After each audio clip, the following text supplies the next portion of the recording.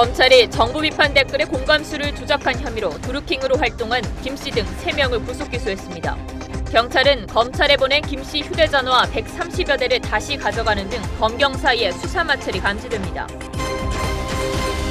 드루킹 김 씨가 오사카 총영사에 추천한 변호사가 자신의 추천 사실을 알고 뜬금없다 생각했다고 밝혔습니다. 청와대는 민정수석 비서관이 변호사를 만난 건 면접이 아닌 김경수 의원 협박 경위를 파악하기 위해서라고 해명했습니다.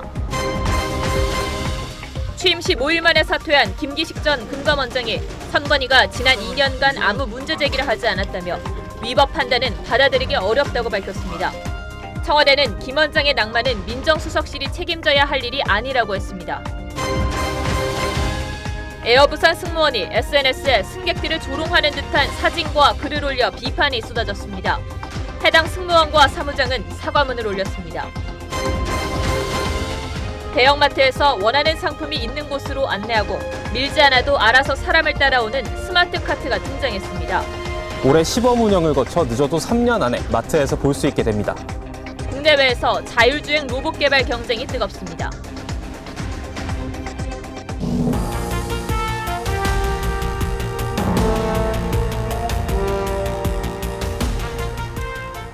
여러분 안녕하십니까? 뉴스나인의 신동욱입니다. 검찰이 인터넷 댓글 조작 사건으로 구속된 일명 드루킹, 김모 씨 등 3명을 재판에 넘겼습니다. 혐의는 지난 1월에 이루어진 댓글 조작 단 한 건에 대한 것이었습니다. 그런데 이미 여러 차례 지적해드린 것처럼 수사가 우왕좌왕입니다. 경찰이 검찰에 제출했던 휴대전화 133개를 다시 가져가 버렸습니다. 제대로 분석도 하지 않고 검찰에 넘겨버리더니 이번에는 여죄 수사에 필요하다며 다시 회수해 간 겁니다. 이 휴대전화를 분석하는 데만 상당한 시간이 걸릴 것으로 보여서 과연 수사가 제대로 이루어질지 우려가 커지고 있습니다. 먼저 한우리 기자가 보도합니다. 검찰이 드루킹 김모 씨 일당을 업무방해 혐의로 재판에 넘겼습니다. 전국에 블랙홀이 된 대형 사건이지만 적용된 혐의는 딱 한 가지. 지난 1월 정부 비판 댓글에 공감 숫자를 조작한 혐의뿐입니다. 이들이 대선 때도 여론 조작을 했는지 공범이 더 있는지 등 의혹은 눈덩이지만 핵심 자료가 경찰 손에 있기 때문입니다. 그런데 경찰이 그나마 검찰에 제출한 증거까지 다시 가져가 버렸습니다. 경찰은 댓글 조작 첫 보도가 나온 지난 13일에야 압수 휴대전화 133대를 검찰에 보냈습니다. 휴대전화 분석도 안 한 상태라 검찰은 디지털 포렌식으로 사용 내역을 복원할 예정이었습니다. 그런데 김 씨 기소 직후인 오늘 오후 경찰이 여죄 수사에 필요하다며 휴대전화 전부를 다시 가져갔습니다. 분석도 안 한 압수물을 검찰에 보내고 이를 다시 가져가는 이례적인 일이 반복된 것입니다. 검경이 서로 떠넘기는 양상이지만 경찰은 수사 의지가 없다는 비판을 피하고 검찰은 내심 부담스러운 수사에서 전면에 나서지 않을 수 있는 이해관계가 맞아떨어진 결과로 보입니다. 경찰은 댓글 조작 수사를 대선까지 확대할 수 있다는 입장이지만 초기 수사 단계부터 검경 엇박자가 벌어지며 수사 성과에 벌써부터 우려의 목소리가 나옵니다. TV조선 한우리입니다. 검찰도 이번 사건에 대해서는 입이 10개라도 할 말이 없는 상황입니다. 지난 대선 당시 선관위의 제보로 6개월이나 수사를 하고도 무혐의 처분으로 끝내더니 이번 역시 수사에 대한 의지가 있는지조차 의심스러운 상황입니다. 그런데도 검찰은 경찰 탓, 경찰은 검찰 탓, 서로 내 탓만 하고 있습니다. 이어서 윤우리 기자가 보도합니다. 어제 경찰청을 찾은 바른미래당. 오늘은 대검찰청을 항의 방문했습니다. 지난 대선 당시 선관위는 드루킹의 불법 선거 사무소 활동을 검찰에 수사 의뢰했습니다. 하지만 수사에 나선 검찰은 7개월여 만에 혐의 없음으로 수사를 마무리했습니다.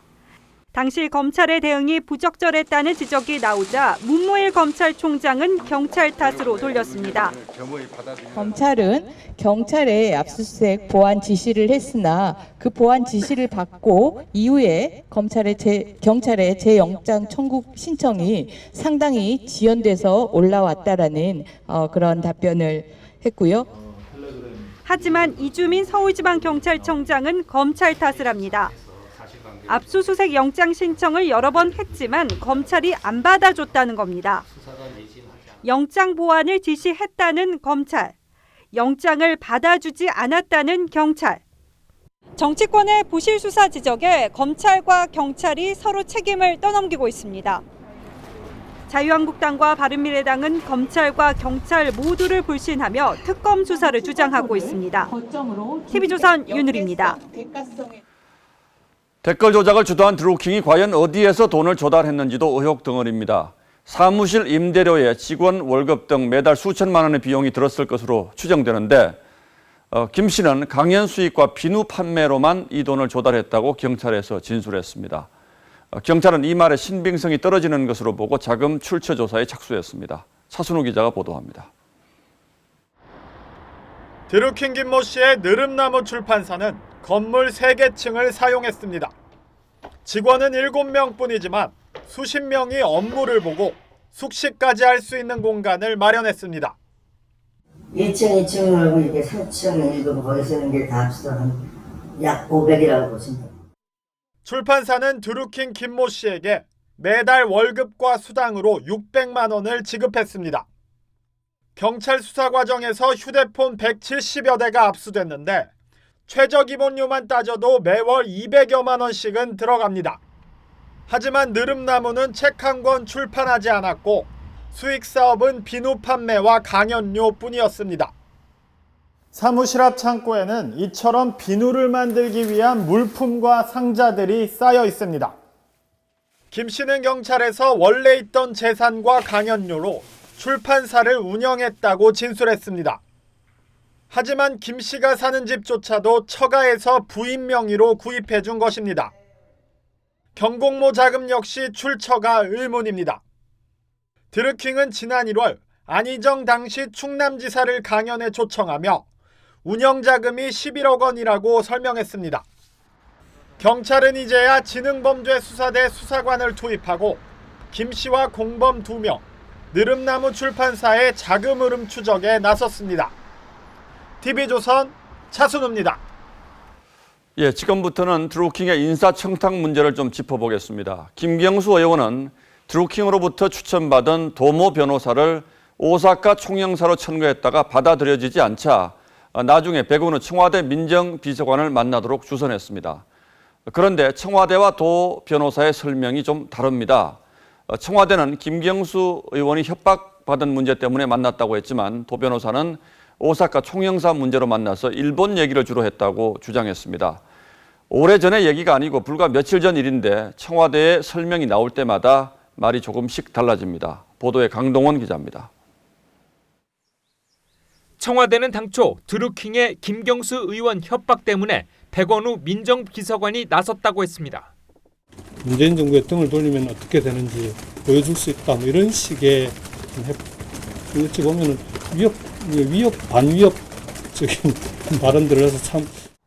드루킹이 아닌 오사카 총영사로 추천받은 도모 변호사를 만난 이유는 주변인 탐문부터 하기 위해서라고 했습니다. 하지만 도모 변호사가 인사 추천이 들어왔다며 연락이 왔고 일본과 관련한 일반적인 이야기를 나누었던 것이 전부라는 입장을 내놓자 청와대는 반나절 만에 다른 설명을 내놨습니다. 왜 드루킹이 그 변호사를 오사카 총영사에 집착을 했는지 배경에 대해 설명을 듣다 보니 일본에 대한 이야기를 많이 했다고 해명했습니다. 백 비서관이 도 변호사를 만난 시점도 달라졌습니다. 청와대는 당초 도 변호사를 만난 후 며칠 뒤에 드루킹이 구속돼 못 만났다고 했지만 도 변호사가 만난 시점을 3월 말이라고 하자 만나려고 했는데 이미 구속돼 있어서 못 만났다고 말을 바꿨습니다. 만난 시점도 28일이라고 특정했습니다. 청와대 고위 관계자는 백 비서관이 날짜를 헷갈렸고 댓글 조작으로 체포된 사람과 김 의원을 협박한 자가 동일인인지를 몰랐다고 해명했습니다. TV조선 강동원입니다. 김경수 의원이 댓글 조작 사건과 관련해서 지난 토요일과 어제 2차례 해명을 했는데 그런데 말이 좀 달라졌습니다. 어떻게 달라졌는지 그리고 그 차이가 어떤 의미를 갖고 있는지 최원묵 기자와 함께 따져보겠습니다. 자, 최 기자 일단 어떤 차이가 있는지 그리고 가장 크게 논란이 되는 대목은 어떤 대목입니까? 네, 가장 크게 논란이 되는 부분은 인사청탁 관련인데요. 1차 회견에선 이렇게 말했습니다. 인사 관련 무리한 요구였고 청탁이 뜻대로 받아들여지지 않자 상당한 불만을 품은 것으로 보였습니다. 그렇게 끝난 일이었습니다. 그런데 2차 회견에선 말이 달라지는데요. 이런 전문가라면 그러면은 될지 안 될지는 모르지만 전달을 할 수 있겠다라고 해서 청와대 인사수석실로 그 이력서를 전달을 했습니다. 그렇게 끝난 건 아니라는 얘기네요, 그죠? 네, 1차 회견 땐 드루킹의 부당한 인사청탁을 본인 선에서 거절한 것처럼 설명을 했는데 2차 회견 땐 드루킹이 추천한 인사를 청와대에 천거했다고 한 겁니다. 이에 대해 김 의원은 오늘 TV조선과 통화에서 14일엔 사건의 핵심과 본질에 대해 압축 설명한 것이고 어제는 무리한 요구가 받아들여지지 않은 과정을 세세하게 설명한 것이라면서 말이 바뀐 게 아니다라고 했습니다. 자, 그렇다면 핵심적인 부분, 드루킹과 SNS 메시지를 주고받았느냐 하는 이 부분에 대해서도 말이 좀 바뀐 게 있습니까? 네, 처음에 김 의원은 드루킹이 일방적으로 보낸 메시지가 대부분이었고 자신은 의례적인 감사 인사만 했다고 밝혔는데요. 들어보시죠. 수고받은 적은 없고요. 말씀드린 대로 그쪽에서 일방적으로 보내온 문자 메시지들이었고 그런데 어제는 말이 바뀝니다. 후보에 관해서 좋은 기사, 홍보하고 싶은 기사가 드루킹에게도 전달됐을 가능성, 그건 저는 배제할 수 없다고 봅니다. 네, 이에 대해서도 김 의원은 어제 회견 중 관련 질문이 나와서 명확한 기억은 없는데 만약 보낸 게 있다면 이란 가정하에 답한 것이지 말이 바뀐 게 아니라고 했습니다. 김 의원 말대로 기억이 명확하지 않을 수도 있는데요. 하지만 하필이면 기억이 흐릿한 부분이 지금 이 사건 댓글 공작의 배후 여부를 가릴 결정적인 단서가 될 수 있다는 점에서 앞으로 논란이 계속될 걸로 보입니다. 예, 그렇군요. 조 기자 잘 들었습니다. 드루킹 김모 씨는 온라인 활동가로 알려졌습니다만 지난 대선부터는 오프라인의 문재인 후보 지지 활동에도 열성적으로 참여한 사실이 확인됐습니다. 그 단체 이름이 경인선이라는 곳입니다. 그런데 저희가 지난 대선 경선 당시 촬영된 화면들을 면밀히 분석한 결과 특이한 점을 하나 발견했습니다.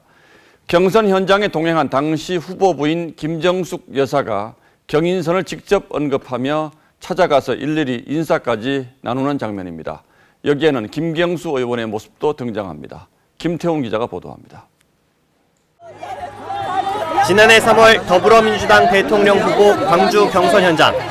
김 여사는 경인선이라는 단체 자리로 가 한 사람 한 사람 악수를 하고 수행하던 김경수 의원도 손을 흔들며 인사를 나눕니다. 며칠 뒤 서울 경선 현장서도 김 여사는 가야 한다는 주변의 만류에도 이 단체를 직접 언급하며 찾습니다. 경인선으로 가야지. 내려가실게요. 경인선에 가자. 경인선에 간다. 경인선은 민주당 댓글 조작 혐의를 받는 드루킹 김모 씨가 주축이 돼 활동한 문재인 후보 지지단체로 알려져 있습니다. 김 씨는 김정숙 여사가 등장한 경인선 동영상을 자신의 SNS에 올리며 경인선 모임은 문재인의 가장 날카로운 칼이라고 자평했습니다. 경인선 블로그는 최근 폐쇄됐습니다. TV조선 김태훈입니다. 드루킹은 지난 2012년부터 안철수 전 대표에 대한 부정적 댓글도 올리기 시작한 걸로 드러났습니다. 특히 지난 대선 때는 유독 안철수 후보 비난글을 많이 써서 검찰에 고발을 당하기도 했습니다. 바른미래당은 이 댓글들이 당시 문재인 캠프의 지시로 작성됐는지 밝혀달라고 검찰에 수사를 의뢰했습니다. 김보건 기자가 보도합니다. 지난 대선 당시 민주당 문재인 캠프 전략본부가 작성한 대외비 문건에는 SNS에 안철수 후보에 대해 불안과 미흡, 갑질 프레임으로 비판 메시지를 확산하라는 지시가 담겨 있습니다. 바른미래당은 드루킹이 이 지침을 받아 범행을 저질렀다고 보고 검찰에 수사를 의뢰했습니다. 이 기획과 이 불법적인 여론 조작의 실행이 하나로 연결돼서 이해되는 게 이번 민주당원 댓글 조작 사건입니다. 국민의당은 대선 기간인 지난해 4월 15일 부정선거운동 혐의로 네티즌 14명을 검찰에 고발했는데 드루킹도 명단에 포함됐던 것으로 확인됐습니다. 드루킹은 지난 2012년부터 지난해까지 자신의 블로그와 문재인 후보 공식 팬카페에 안 전 대표와 이명박 전 대통령을 연관짓는 글을 꾸준히 올렸습니다. 안철수 전 대표는 특검과 국정조사, 특별청문회도 열어야 한다고 주장했습니다. 김경수 의원의 여론조작 개입 사건을 19대 대선 불법 여론조작 게이트로 규정합니다. 명백한 부정선거 행위자 국기문란의 범죄입니다. TV조선 김보건입니다. 드루킹 김 씨는 텔레그램 단체방 참가자들에게 자신들을 2016년 9월부터 문재인을 도운 그룹으로 소개하라고 지시했습니다. 김 씨가 문재인 대통령을 지키기 위해서 칼을 뽑겠다고 선언한 바로 그 시점인데 자신들이 대통령 당선에 기여했다는 걸 외부에 과시하기 위해서 이런 지침을 내린 것으로 보입니다. 보도에 성민혁 기자입니다. 지난 2월 경공모 댓글 조작 매뉴얼이 유출됩니다. 드루킹은 텔레그램에서 유출됐다고 보고 곧바로 단체방 500명에게 지시를 내립니다. 텔레그램 최고 경영진에게 항해 메일을 보내라는 건데 자신들을 2016년 9월부터 야당 대표였던 문재인을 도왔던 그룹이라고 소개하라고 합니다. 2016년 9월은 드루킹이 문재인을 지키기 위해 칼을 뽑겠다고 선언한 시기입니다. 드루킹은 대선을 한 달 앞둔 지난해 4월엔 적극적으로 댓글을 달고 전화를 하면서 문재인 후보를 지켜줘야 한다고 했습니다. 대선 뒤 드루킹은 본인의 댓글 활동이 선거 승리에 기여했다고 자평했습니다. 경공모 회원들에겐 아무도 무시하지 못하는 조직이 됐다. 네이버를 들었다 놨다 한다고 으스댔습니다. 정권을 우리가 바꾸고 문재인 대통령이 당선되면 되는 거 아니겠습니까? 결과적으로는 대선에서 많은 도움이 됐다라고 제가 생각을 하고요. 드루킹은 매크로 조작이 한창이던 1월 18일 새벽엔 신문은 사설 정보지고 여론은 네이버 댓글이라는 주장을 펼치기도 했습니다. 대통령 지지율을 올리기 위해선 댓글을 우호적으로 바꿔야 한다는 취지였던 겁니다. TV조선 성민혁입니다. 예, 네이버 같은 포털 사이트의 인기 기사에는 수만 개씩의 댓글이 붙습니다. 이 댓글은 기본적으로 순, 공감 순으로 정렬이 되는데 이런 겁니다. 어떤 사람이 공감을 누를 때마다 플러스 1점, 비공감을 누를 땐 마이너스 1점으로 합계가 높은 순으로 노출이 된다는 겁니다. 이렇게 해서 댓글창 맨 위에 올라온 댓글을 베스트 댓글, 소위 베댓이라고 부릅니다. 드루킹은 여론이란 건 네이버 기사에 달린 베스트 댓글이라고 강조하면서 이걸 조작 대상으로 삼은 겁니다. 그렇다면 실제로 댓글 순위 조작이 어떻게 이루어지는지 유혜림 기자의 설명을 들어보시겠습니다. 1월 16일 오후 3시 8분 문재인 대통령 암호화폐 규제 관련 발언이 기사화됩니다. 정부 비판 댓글이 주를 이루자 드루킹은 화력이 부족하다며 경공모 회원들에게 텔레그램 지령을 내립니다. 대통령 지지 댓글에는 공감을, 비판 댓글에는 이른바 두더지 잡기로 불리는 비공감을 누르라는 겁니다. 1월 26일에도 마찬가지. 특정 기사 URL을 제시하며 비공감을 누르라고 지시합니다. 드루킹이 1월 17일 매크로 조작으로 정부 비판 댓글 공감수를 올린 것으로 드러났지만 그 전후로 계속해서 댓글 조작을 지시해왔던 겁니다. 드루킹은 매크로 조작이 가능하다는 것도 지난 대선 전부터 알고 있었습니다.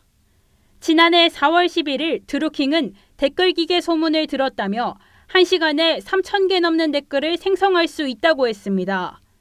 그러면서 드루킹은 문재인 후보 지지 댓글에 공감 10개를 누르고 가장 많이 본 정치 뉴스 8개는 꼭 댓글 작업을 하라는 지시를 하기도 합니다.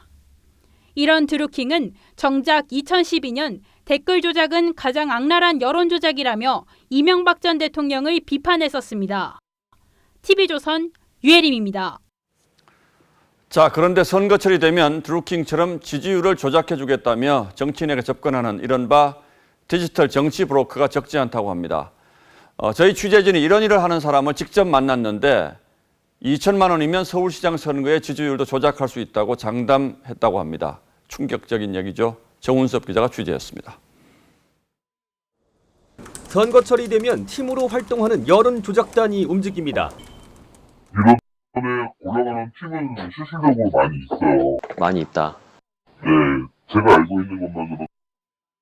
여론 조작엔 스마트폰과 컴퓨터, 태블릿 PC 등을 이용해 인터넷 주소를 바꿔가면서 댓글을 달고 공감을 누르는 방식이 주로 쓰입니다. 잡는 게 불가능하죠. 그게 맞는 거죠. 만약에 그게 가능했으면 저 같은 사람들은 예전에 문제가 생겼겠죠.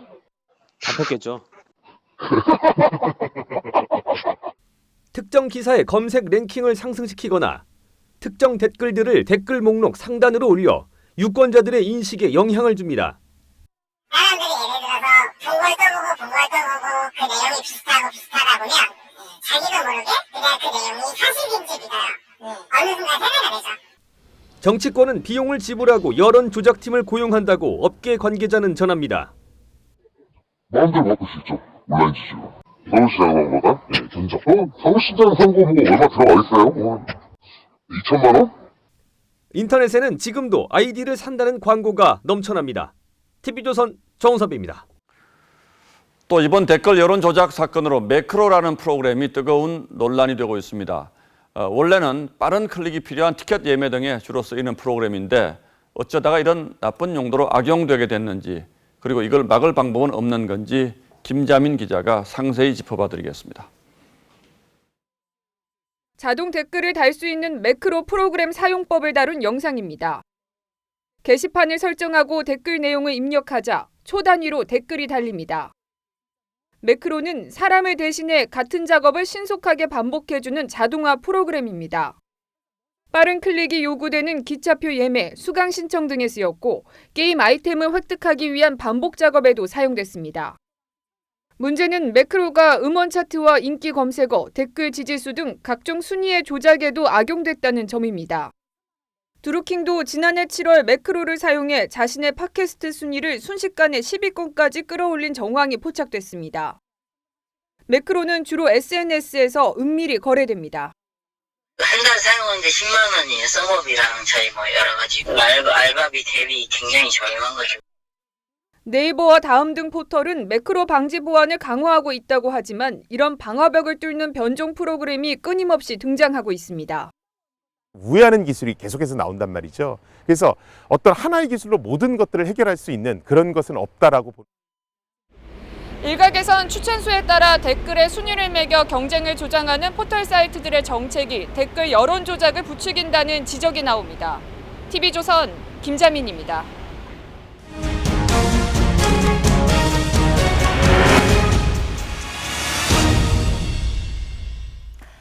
어제 사임한 김기식 전 금융감독원장이 입장을 내놨습니다. 선관위가 내린 위법 결정을 받아들이기 어렵다면서 그 배경과 의도는 국민이 판단할 것이라는 뼈있는 말도 남겼습니다. 장영욱 기자입니다. 김기식 전 금감원장은 페이스북에 사퇴의 변을 남겼습니다. 다시 한번 송구스럽다고 했지만 이내 선거법 위반이라는 선관위의 판단을 받아들이기 어렵다고 썼습니다.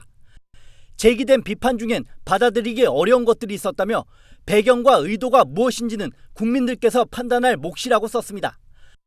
과거 국회의원 시절 신뢰의 중요성을 말할 때와는 다른 주장입니다. 권위와 신뢰가 무너지면 금융감독 체계 전체가 무너지는 거죠. 물러나실 생각 없으세요? 참 부끄러움을 모르시네. 김 전 원장이 국회의원 임기 말에 5천만 원을 기부한 더미래연구소 소속 의원들도 선관위 비판에 가세했습니다. 야당의 정치공세 등 사안이 불거지자 이제야 위법 해석을 내리는 것은 중앙선관위 스스로 본인들의 직무유기를 인정한 것에 지나지 않습니다. 민주당은 피감기관 지원을 받은 해외 출장을 전수조사하자고 주장했습니다. 전수조사를 통해서 이번 기회에 국회에 보다 엄격하고 새로운 기준을 세워야 할 시점입니다. 김기식 전 원장 낙마를 주도한 한국당을 겨냥한 말로 풀이됩니다. TV조선 장용욱입니다. 김기식 전 금감원장이 사퇴하면서 청와대 인사검증 시스템이 또 도마에 올랐습니다. 문재인 정부의 첫 인사 실패는 몰래 혼인신고가 드러난 안경환 법무장관 후보자입니다. 또 조대현 노동부 장관 후보자는 음주운전 논란 등으로, 박성진 중소기업부 장관 후보자는 역사관 논란으로 물러났죠. 이 밖에도 김희수 헌재소장 후보자 등 4명이 검증 과정에서 낙마해 문재인 정부 출범 1년도 안 돼 모두 8명이 물러났습니다. 정치권에서는 인사 책임자인 조국 민정수석의 사퇴까지 제기하지만 청와대는 책임이 없다는 입장입니다. 보도에 정수영 기자입니다. 자유한국당은 김기식 전 금융감독원장 검증 실패의 가장 큰 책임은 조국 청와대 민정수석에게 있다고 비판했습니다. 전임 최영식 원장의 채용비리 검증 실패에 이어 김기식 원장의 검증, 재검증 실패까지 야구로 따지면 이미 삼진 아웃입니다. 바른미래당은 민정 인사 라인을 물갈이하지 않으면 정권이 불행한 종말을 맞게 될 것이라고 경고했습니다. 조국 수석이 조국을 망친다 하는 소리가 지금 시중에만 돌아다니고 있습니다. 인사 라인을 적극 교체를 제가 요구하지 않을 수가 없습니다. 현안마다 청와대와 보조를 맞추곤 하던 민주평화당과 정의당도 조국 수석의 책임을 거론했습니다. 참여연대 출신 인사권자가 참여연대 출신 인사를 검증하고 제19 감사하기로 제대로 검증이 될 리가 없습니다. 반복된 인사 실패에 대한 청와대 인사 라인의 철저한 정비가 필요합니다.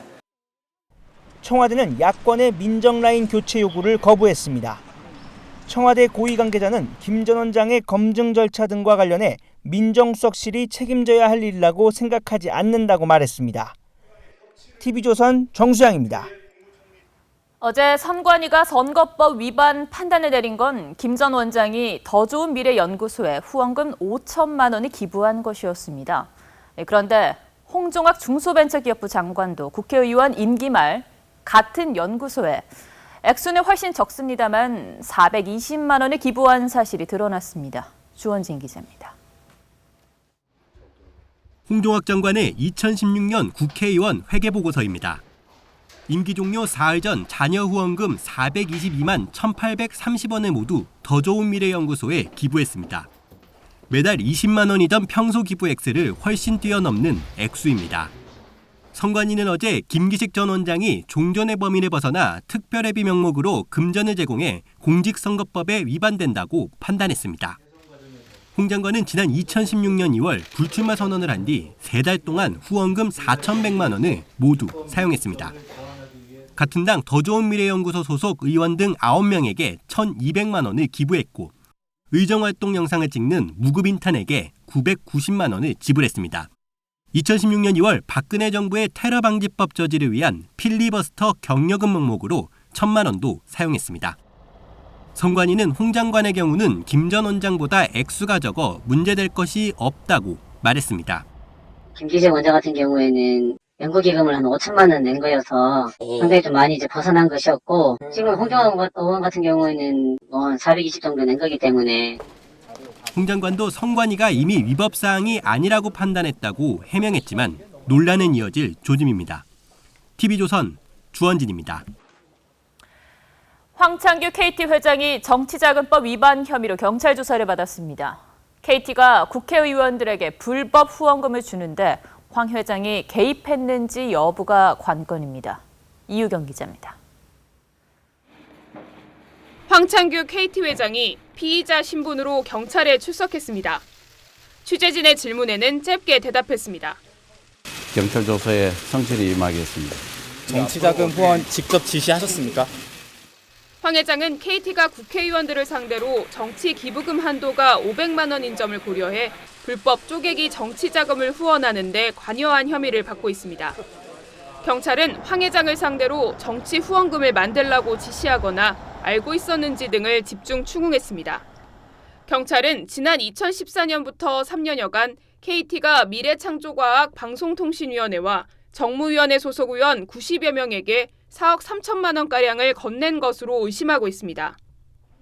경찰은 KT가 회사 자금으로 상품권을 산 뒤 이를 다시 팔아 현금을 확보하는 상품권강 방식으로 후원금을 마련한 정황을 잡고 지난 1월 KT 본사와 자회사 KT커머스 등을 압수수색하기도 했습니다. 2002년 민영화 이후 KT 현직 CEO가 피의자 신분으로 경찰에 출석한 건 처음입니다. 경찰은 황 회장에 대한 조사를 마무리하는 대로 후원금을 받은 국회의원들을 수사할 방침입니다. TV조선 이유경입니다. 삼성전자 반도체 공장의 작업 환경 측정 보고서 공개를 두고 고용노동부와 삼성이 맞서고 있습니다. 이 노동부는 노동자의 안전을 위해서 공개하겠다. 삼성전자는 영업 비밀이라며 반발합니다. 그런데 유관부처인 산업통상자원부가 논의 끝에 삼성전자의 손을 들어줬습니다. 최수영 기자입니다. 산업통상자원부는 반도체 전문위원회를 열고 삼성전자 반도체 공장의 작업 환경 측정 보고서 일부 내용이 국가 핵심 기술에 속한다고 결론 냈습니다. 삼성전자가 산자부의 판단을 요청한 지 22일 만입니다. 측정 위치도나 화학물질 정보 등을 통해 공정 조립 관련 노하우나 제조 방법을 유추할 수 있어서 국가 핵심 기술에 해당한다는 겁니다. 이틀 뒤 보고서를 공개하려던 고용노동부 방침에 제동이 걸렸습니다. 산자부 결정이 바로 법적 구속력이 있는 건 아니지만 삼성전자가 제기한 행정소송과 행정심판에 영향을 끼칠 수밖에 없기 때문입니다. 제한적으로 공개하는 걸 포함해서 다 검토하겠습니다. 아예 공개하지 않을 수는 없지요. 반도체 기술이 중국에 넘어갈 수 있다며 전전긍긍했던 삼성전자는 일단 한숨을 돌리기도 했습니다. 삼성 측은 핵심 기술을 지키면서도 산재 신청자들에게 불이익이 없도록 열람 등의 방법으로 계속 지원하겠다고 밝혔습니다. 국민권익위원회 중앙행정심판위원회도 삼성전자의 온양, 기흥, 화성, 평택 반도체 공장과 구미 휴대폰 공장의 작업 환경 측정 보고서 정보 공개 집행정지 신청을 받아들였습니다. TV조선 최수영입니다. 최근 정부와 지자체가 미세먼지 주범 잡기에 연일 나서고 있습니다. 어제는 노후경유차 단속을, 오늘은 경기도가 미세먼지를 배출하는 공장들을 단속했습니다. 정화 없이 마구 배출하는 업체가 무더기로 적발됐습니다. 김승동 기자입니다.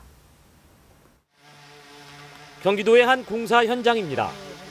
드론이 세륜기를 작동하지 않는 공사 현장을 포착하자 단속반이 현장에 들이닥칩니다. 고장나가지고 못 들어왔겠네 이거. 그쵸?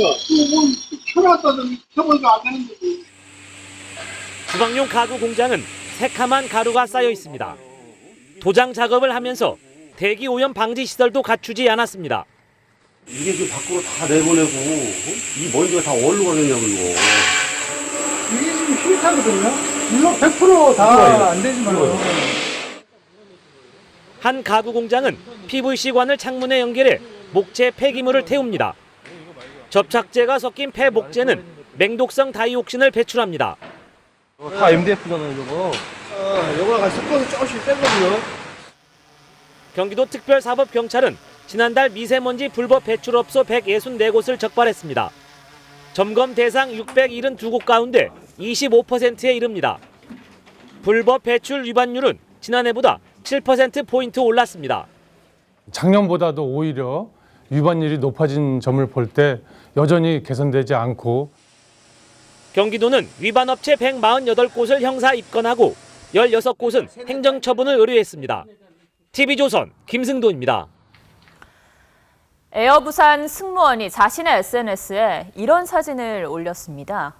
기내에 앉아있는 승객들의 뒷모습이지요. 그리고는 이 모습을 오메기 떡에 비유하는 글을 썼습니다. 조롱 논란이 불거지자 사과했습니다. 하동원 기자입니다. 지난 1월 제주에서 부산으로 가던 에어부산 기내 모습입니다. 승객 대부분이 단발 곱슬머리입니다. 에어부산 남성 승무원 A씨가 지난 14일 SNS에 올린 사진입니다. A씨는 모두 같은 파마 오메기떡 400박스라는 글을 함께 올렸습니다. 그러자 동료 승무원은 브로콜리 밥 같다는 댓글까지 남겼습니다. SNS에 사진이 퍼지면서 승객을 조롱했다는 논란이 불거졌습니다. 먹는 거랑 헤어스타일이랑 비교를 한다는 것 자체가 좀 아닌 것 같아요. 승무원 A씨는 SNS에 사진을 올린 지 2시간 만에 결국 삭제했습니다. A씨는 단체 승객이 요청해 사진을 찍어준 뒤 삭제하지 않은 사진을 올렸다고 밝혔습니다. 부적절했다고 사과를 하면서도 조롱한 건 아니라고 해명했습니다. 에어부산도 SNS에 공식 사과문을 올렸습니다. 저는 이제 거의 오메기떡으로 좀 많이 차거든요. 400박스가 실려 있다는 뜻으로. 에어부산은 승무원을 규정에 따라 엄중 조치하겠다고 밝혔습니다. TV조선 하동훈입니다. 예, 다음 뉴스입니다. 전국이 매우 혼란스러운 가운데 남북 정상회담이 이제 열흘 앞으로 다가왔습니다. 그러나 아직 정상회담의 주요 의제가 확정되지 않아서 정의용 안보실장과 서훈 국정원장의 평양 방문을 검토하고 있습니다. 정상 간 직통 전화는 오는 20일 개통됩니다. 신정훈 기자가 보도합니다. 27일 열릴 남북 정상회담의 주요 의제가 평양에서 최종 합의될 것으로 보입니다. 정상회담을 준비하면서 필요하다면 언제든지 서훈 국정원장이나 정의용 실장의 평양 방문 가능성도 열려 있다고 말할 수 있겠습니다. 청와대 고위 관계자는 민감한 문제는 마지막까지 합의가 쉽지 않을 수 있다며 대체로 다 합의되겠지만 정상목도 남지 않겠느냐고 했습니다. 대북 특사였던 정의용 실장과 서훈 국정원장이 다시 평양으로 가 김정은을 만나 최종 합의를 볼 가능성을 염두에 두고 있는 겁니다. 청와대는 남북 정상회담에서 판문점 회담 정례와 합의를 기대하고 있습니다. 이번 회담의 평가가 좋으면 판문점 회담이 정착될 수 있지 않을까 하는 여부가 굉장히 저희들한테는 중요합니다. 남북 정상 간 한라인 설치가 마무리되는 20일쯤 문재인 대통령과 김 위원장 간 통화도 이루어질 전망입니다. 합의문에는 비핵화와 항구적 평화 정착, 남북관계 개선 등이 포괄적으로 담길 예정입니다. 청와대는 정상회담 생중계와 공동 기자회견도 추진하고 있습니다.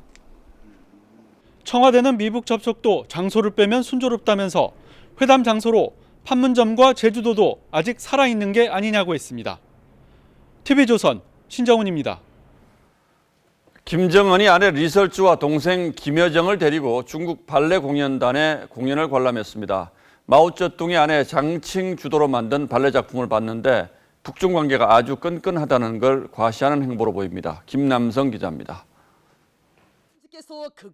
김정은 리설주 부부가 공연장에 들어가기 전 숭타오 대외 연락부장 등과 인사를 나눕니다.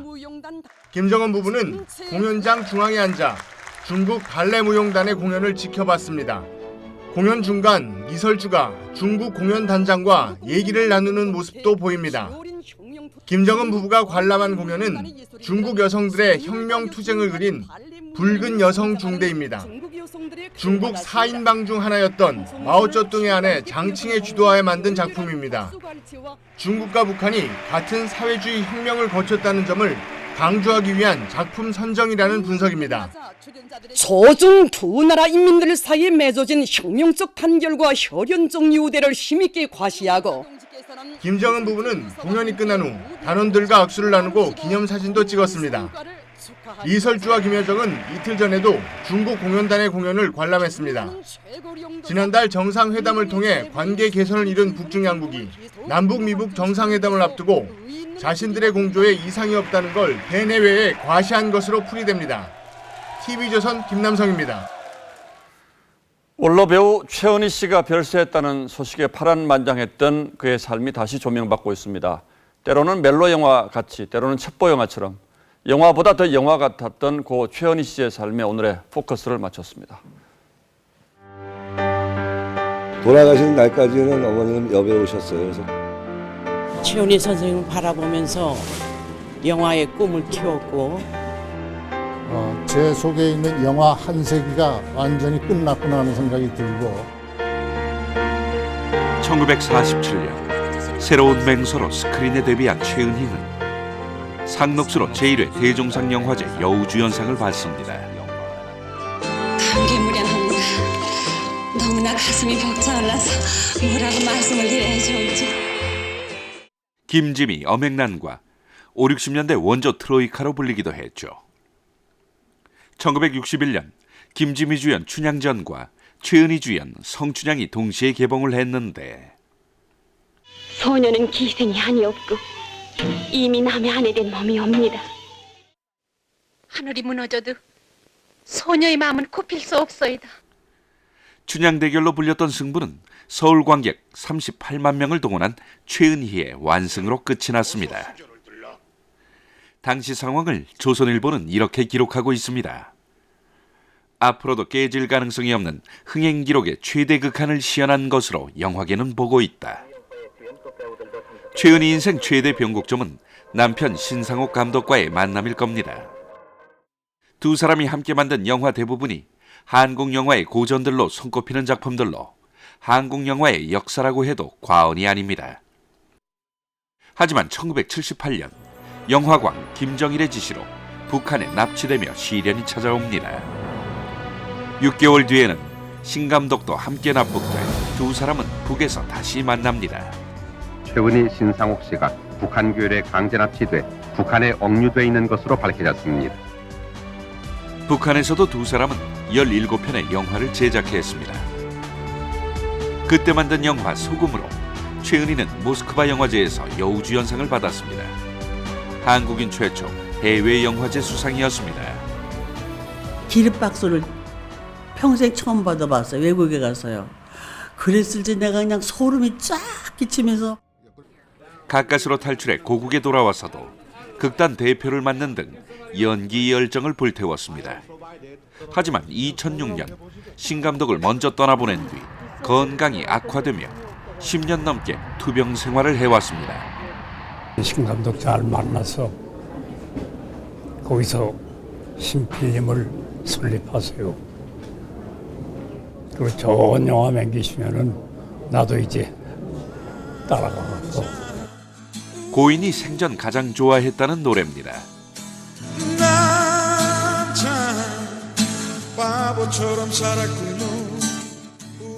남편 신상옥과 연기밖에 몰랐던 게 바보 같았다는 겁니다. 하지만 그 바보 같은 인생을 후회하지는 않았다는 배우 최은희. 영화보다 더 영화 같았던 그녀의 삶도 이제 막을 내렸습니다. 뉴스9 포커스였습니다. 네, 미국 교도소에서 재소자들끼리 흉기를 동원한 폭력 사태가 벌어져 7명이 숨지고 17명이 크게 다쳤습니다. 마약 거래를 둘러싼 갱단 간의 영역 다툼이 끔찍한 폭력 사태를 불렀습니다. 이태영 기자입니다. 찢겨진 죄수복이 여기저기 나뒹굴고 곳곳엔 폭력 사태의 흔적이 엿보입니다. 현지 시각 15일 미 사우스캐롤라이나주 남성 전용 교도소에서 재소자들끼리 폭력 사태가 벌어졌습니다. 서로 뒤엉켜 싸우다 흉기 난동으로까지 번지면서 7명이 숨지고 17명이 크게 다쳤습니다. 폭력 사태가 8시간 동안 계속되면서 교도관들도 속수무책인 상황.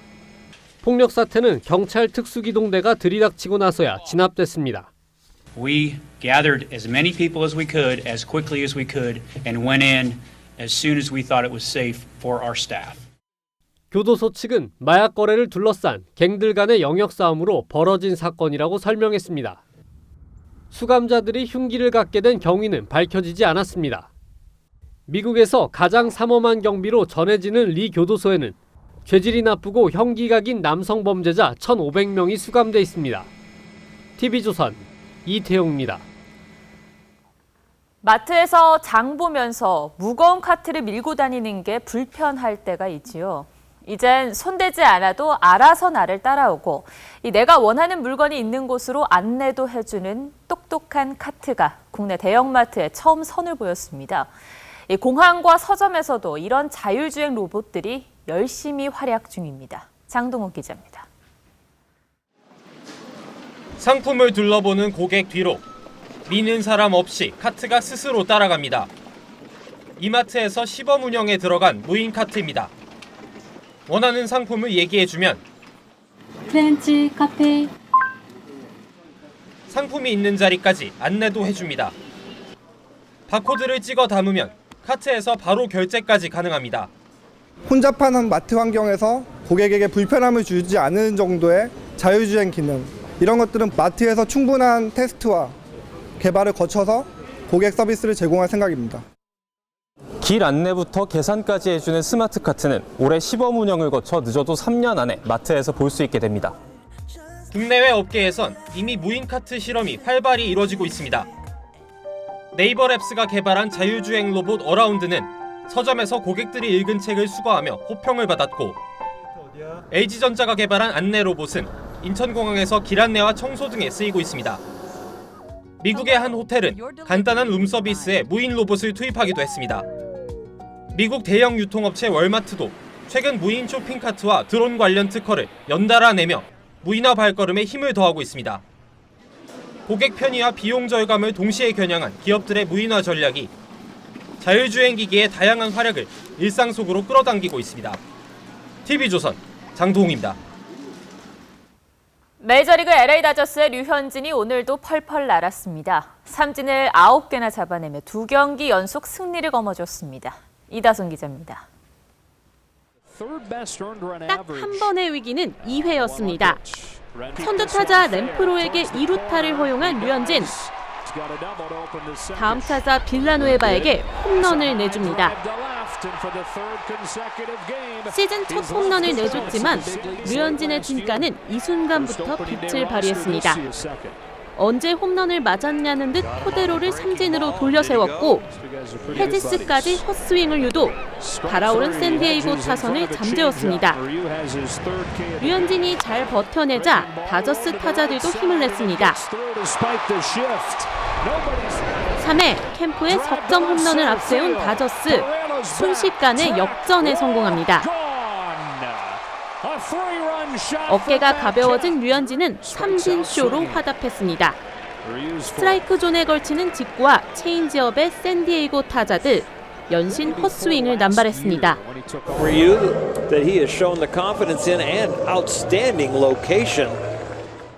6이닝 2실점, 2경기 연속 승리는 무려 1359일 만입니다.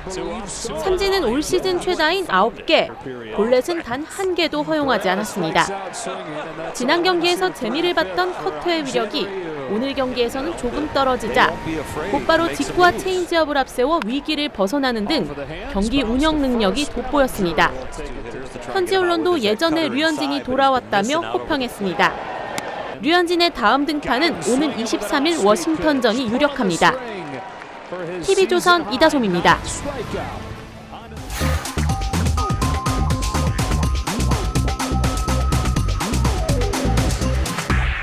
우리 외교가의 나도는 우스갯소리 가운데 3S라는 게 있습니다.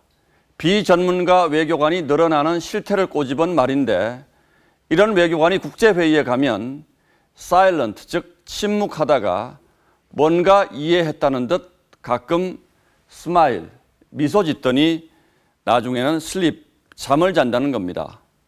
물론 다 그렇진 않을 겁니다. 미국처럼 우리도 언젠가부터 정권 창출에 기여한 공신들에게 상당수 해외 공관장 자리를 내주는 게 관례처럼 돼버렸습니다. 댓글 조작 주범 드루킹이 오사카 총영사 인사청탁을 하고 협박까지 한 과정이 양파 껍질 까듯 하나하나 드러나고 있습니다. 그가 쓴 SNS에는 이런 말도 있습니다. 2017년 대선 댓글 부대의 진짜 배우가 누군지 알아? 진짜 폭로해줄까? 깨끗한 얼굴하고 뒤로는 더러운 짓 했던 자들이 뉴스 메인을 장식한 날이 곧 올 거다. 과대 망상에 빠진 한 개인의 일탈로 보는 시각도 있습니다만 그렇게만 보기에는 석연찮은 점이 너무 많습니다. 무엇보다 드루킹이 과연 대선에서 무슨 공을 얼마나 세웠기에 이렇게 당당하게 외교 요직을 요구했는지 이해하기 어렵습니다. 청와대가 열린 인사 시스템을 갖고 있어서 좋은 사람이 있다면 누구나 추천할 수 있다는 말도 보통 국민들 피부에는 와닿지 않는 얘기입니다. 하루하루 내놓는 설명이 의혹을 해소하기는커녕 오히려 부풀리는 형국이죠. 우리는 지금 다시 민주주의를 지킬 의지가 있는지 시험대에 올랐습니다. 정파적 이해관계를 떠나서 다시는 이런 일이 생기지 않도록 법과 제도를 정비하지 않으면 안 됩니다. 드루킹의 열쇠는 이미 수사당국의 손안에 들어와 있습니다. 의지만 있다면 진실을 밝히는데 어려움이 있을 리 없습니다. 그런데 그 의지를 의심케 하는 정황들이 이미 여러 곳에서 드러났습니다. 모쪼록 지금부터라도 실체적 진실에 접근할 수 있는 골든타임을 놓치지 않길 바라겠습니다. 4월 17일 앵커의 시선은 드루킹의 열쇠였습니다.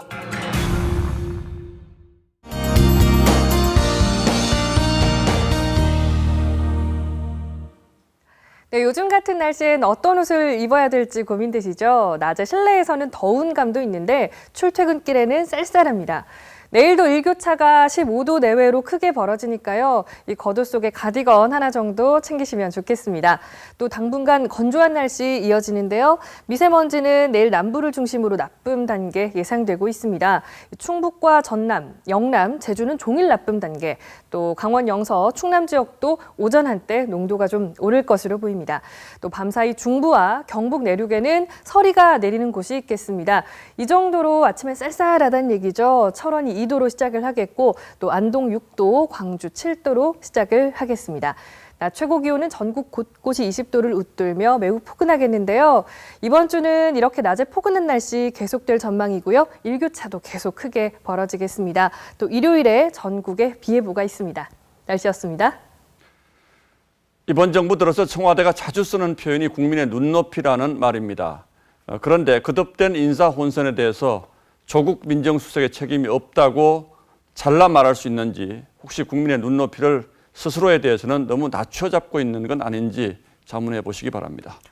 뉴스9 마칩니다. 고맙습니다. If you want a lover, I'll do anything